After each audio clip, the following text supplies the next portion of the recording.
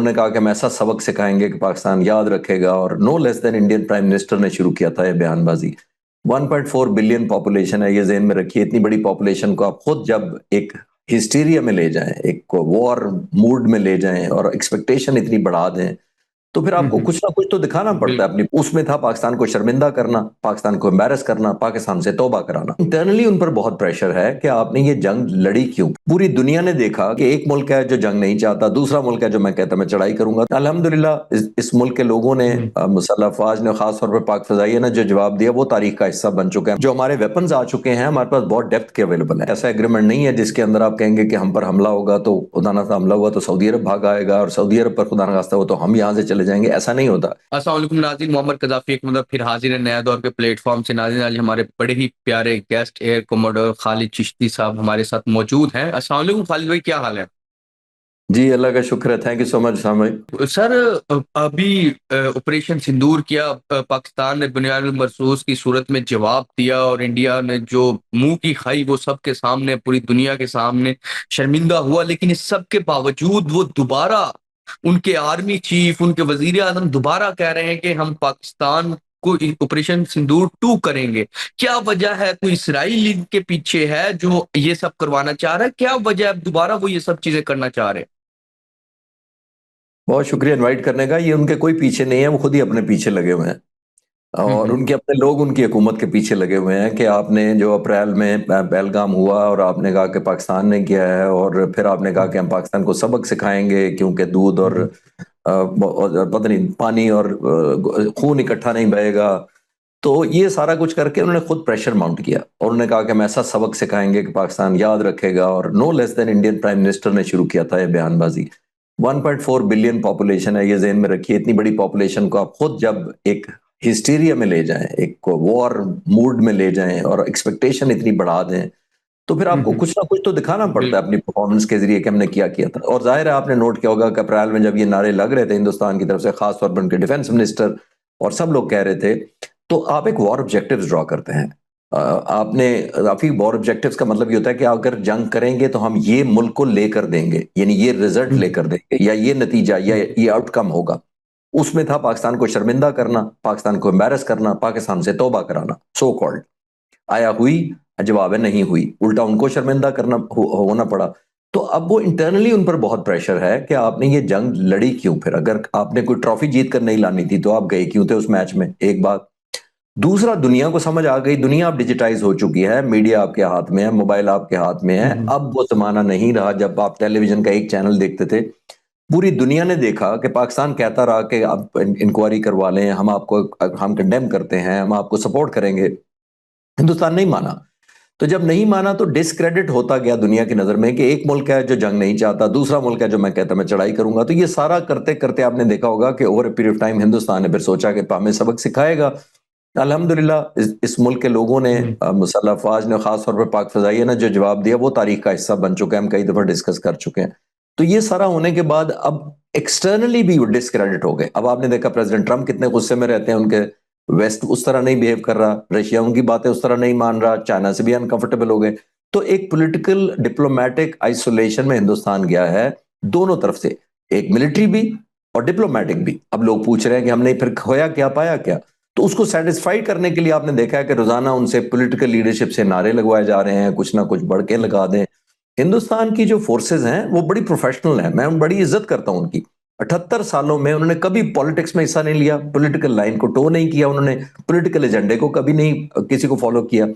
پہلی دفعہ میں دیکھ رہا ہوں وہ بے بس لگ رہے ہیں، کیونکہ کاز نہیں ہے پیچھے، صرف نعرے لگوانے کے لیے فوج کو استعمال کیا جا رہا ہے، اس لیے وہ زیادہ ایکسپوز ہو رہے ہیں۔ اور آخری لفظ اس کے اوپر قذافی یہ ہے کہ آپ نے دیکھا ہوگا کہ ان کا آپ سارا انٹرنیشنل میڈیا اٹھا کے دیکھ لیں، کوئی ان کو کوریج ہی نہیں ان بیانات کو دے رہا، بیکاز وہ سمجھتے ہیں کہ یہ ایک کھوکھلے نعرے ہیں یا کھوکھلے کلیم ہیں جس میں ریالٹی نہیں ہے۔ بالکل بالکل بالکل۔ اچھا سر، یہ اب موجودہ ہم دیکھ رہے ہیں کہ اس دفعہ شاید وہ کہہ رہے ہیں کہ جو کراچی والی سائڈ ہے، سری کریک کا جو معاملہ ہے، ادھر سے حملہ کریں گے کراچی پر، اور ادھر جو وہ علاقہ ہے اس کی جانب۔ یہ اصل ہے کیا؟ اس کو تھوڑا سا اس کے بارے میں بتائیں، اور کیا واقعی انڈیا ادھر حملہ کر سکتا ہے؟ جو ان کا وکرانت ہے، ایک ایئر کرافٹ بہت بڑا۔ دیکھیے انہوں نے پہلے ایئر فورس کا مس ایڈونچر کیا مئی میں، جو جواب ملا، اب ان کو اتنی جلدی ایئر فورس تو تیار نہیں ہوتی کم بیک کرنے کے لیے، کیونکہ یہ ٹیکنالوجی انٹینس فورس ہوتی ہے، اس کے اندر آپ نے بہت زیادہ انویسٹمنٹ کرنی ہوتی ہے، بہت زیادہ ٹیکنالوجی انکارپوریٹ کرنی ہوتی ہے، اس کو انٹیگریٹ کرنا ہوتا ہے.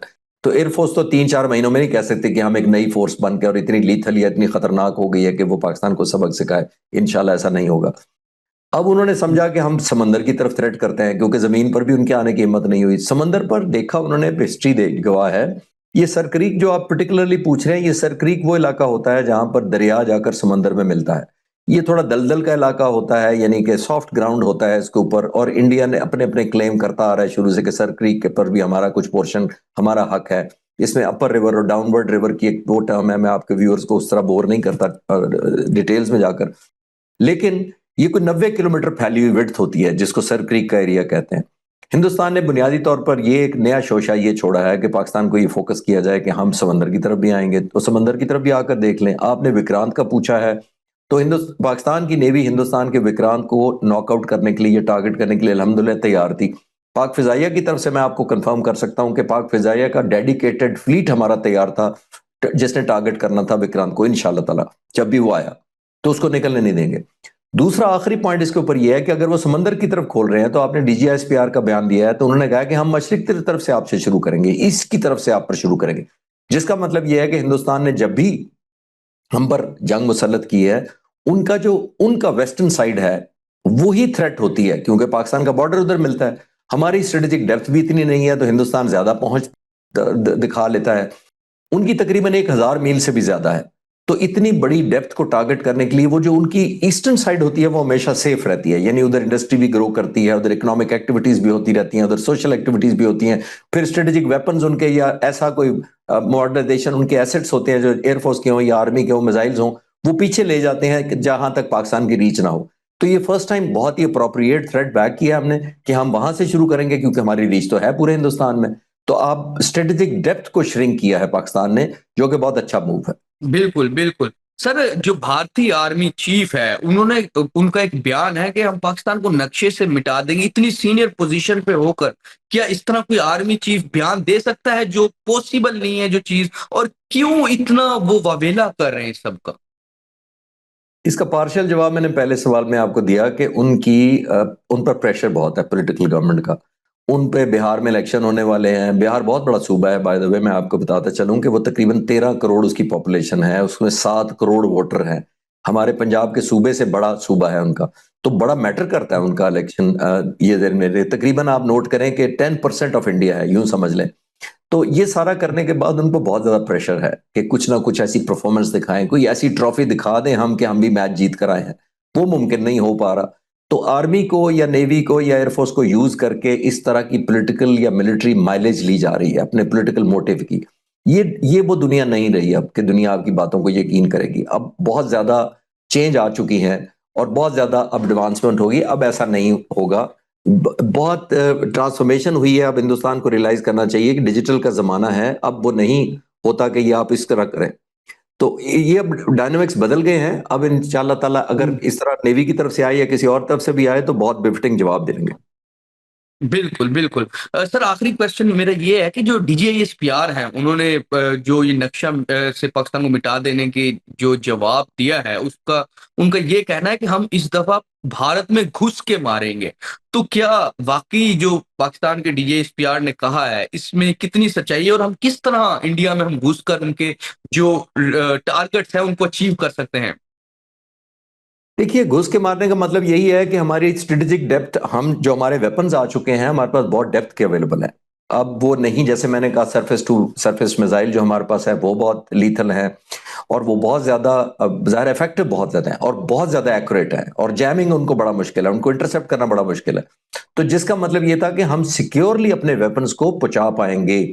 تو ہندوستان کو کسی غلط فہمی میں نہیں رہنا چاہیے. یہ 1.7 بلین کی پاپولیشن ہے دونوں ملکوں کی. 22% ہماری پاپولیشن ہے پوری اس ریجن میں جتنے ہم لوگ رہتے ہیں. 22% ہماری پاپولیشن ہے. ٹریڈ ہم ایک دوسرے سے 5% کرتے ہیں. کس کی وجہ سے نہیں کرتے ٹریڈ آپس میں؟ ہم ایک دوسرے کی حالت اکنامیکل کیوں نہیں بہتر کرتے؟ میڈیکل، ایجوکیشن اور گروتھ کیوں نہیں کرتے؟ انڈسٹریلائزیشن ایک ملک کی وجہ سے. 5% ٹریڈ صرف ہندوستان کی وجہ سے. نہ نیپال، نہ بھوٹان، نہ بنگلہ دیش، نہ سری لنکا، نہ پاکستان. ایک ملک ہے جس نے ریجنل ہیجمنی کا اپنا ڈیزائن بنایا ہوا ہے، کسی ملک کو گرو نہیں کرنے دے رہا. اب بگ برادر ضرور بنے، آپ بڑے ملک ہیں، ہم آپ کا احترام کریں گے، آپ پاپولیشن بڑی ہیں، آپ اکانومی بڑی ہیں، آپ پولیٹیکل آپ کو بہت بڑی ایک ملک ہے آپ کا، لیکن کسی کو یہ بلڈوز کر کے کہ کیونکہ میں بڑا ملک ہوں، اور جس طرح سومو ریسلر اگر کہے کہ میں ہر فیلڈ میں اچھا ہوں، میں بیڈمنٹن بھی اچھی کھیلتا ہوں، میں سوئمنگ بھی اچھی کرتا ہوں، سومو ریسلر میں طاقت زیادہ ہے، آپ کا سائز زیادہ ہے، تو اپنے قد کاٹ کے حساب سے آپ کو گریسفلی بہیو بھی کرنا چاہیے. انفارچونیٹلی وہ مسنگ ہو رہا ہے. بالکل بالکل. اچھا سر، جو اس دفعہ سعودیہ کے ساتھ پاکستان کا معاہدہ ہوا ہے، جس میں ہم نے ملٹری ایک دوسرے کے ساتھ معاہدہ کیا، اگر پاکستان پر کوئی اٹیک کرتا ہے تو وہ سعودیہ پہ سمجھا جائے گا، اور سعودیہ پہ اٹیک کرتا ہے وہ پاکستان، تو اس کا پاکستان کو کتنا بینیفٹ ہوگا، کیا فائدہ ہوگا اس کا پاکستان کو؟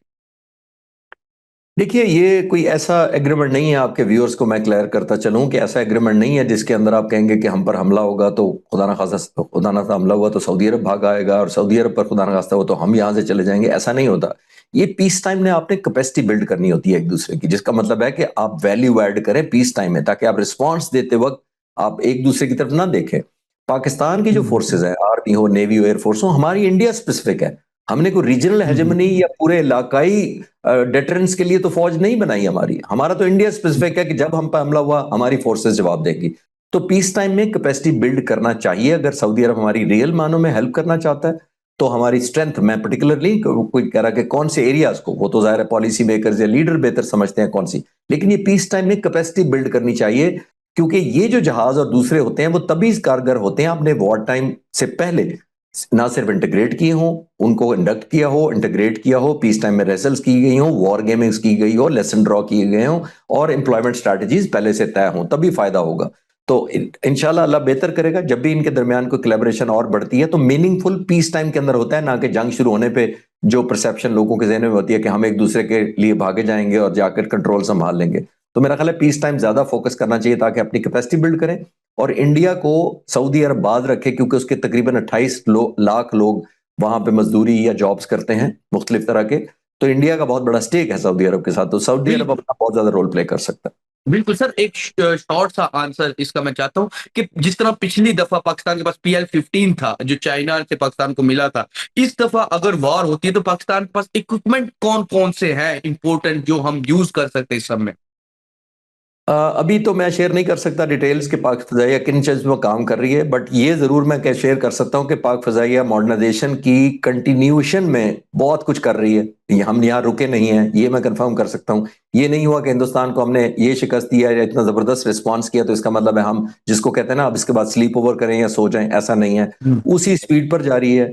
ماڈرنائزیشن کی پوری اسٹریٹجی تیار ہے، روڈ میپ تیار ہے، بہت ساری ایویلویشن ہو رہی ہے کہ کس ویپن سسٹم کو ہم نے انٹیگریٹ کرنا ہے، تاکہ یہ جو ہم نے سرپرائز دیا ہے اس سے بہت پلس پلس پلس انڈیا کو انشاءاللہ تعالیٰ ملے گا، جس پر آلریڈی کام ہو رہا ہے، کنٹینیوسلی ہو رہا ہے. ہم رکے نہیں ہیں پاک فضائیہ کہیں. میں ابھی 10 دن پہلے ہو کر آیا ہوں پاک فضائیہ کے آپریشن روم میں، اور کچھ چیزیں بریفنگز مجھے دی گئی تھی، اس میں ہم بہت زیادہ کام کر رہے ہیں، اور انشاءاللہ اللہ تعالیٰ کرے گا کہ ہم قوم کی توقعات پر پورا نہیں اس سے بڑھ کر پرفارم کریں گے انشاءاللہ تعالیٰ. بالکل بالکل جی. تو ناظرین، خالد چشتی صاحب ہمارے ساتھ موجود تھے، اور جو ہماری آپریشن سندور 1 کے ٹائم تیاری تھی اب ہماری اس سے بھی زیادہ ہو گئی ہے، اور پاکستان مزید تیزی سے ان چیزوں میں ترقی کر رہا ہے. فی الحال کے لیے ناظرین، نیا دور سے معمر قذافی کو اور ایئر کوموڈور خالد چشتی صاحب کو اجازت دیجیے. خدا حافظ.